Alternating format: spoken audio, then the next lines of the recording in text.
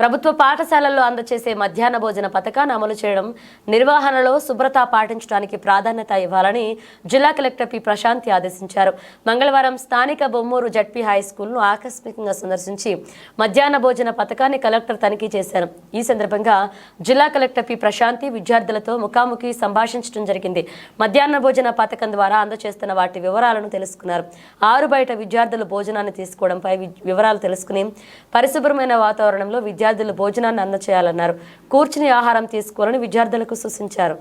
10వ తరగతి విద్యార్థులకు అందజేసే బోధన సంబంధ అంశాలను ప్రస్తావించడం జరిగింది. వంటశాల, పిల్లల ఆహారం తీసుకునే ప్రాంతాల్లో శానిటేషన్ నిర్వహణ విషయంలో అత్యంత జాగ్రత్తగా ఉండాలన్నారు.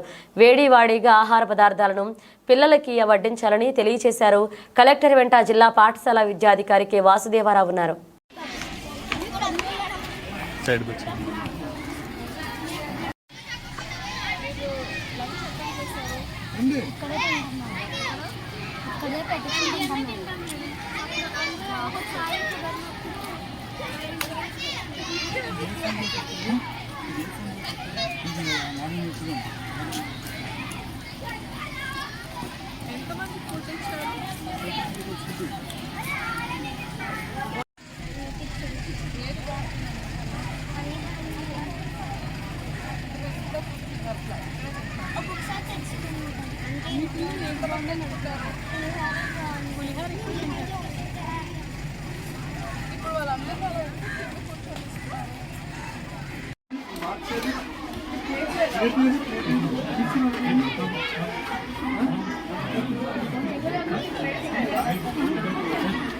అంటే ఉన్నాయి వాళ్ళు తెచ్చుకోరండి మేడం.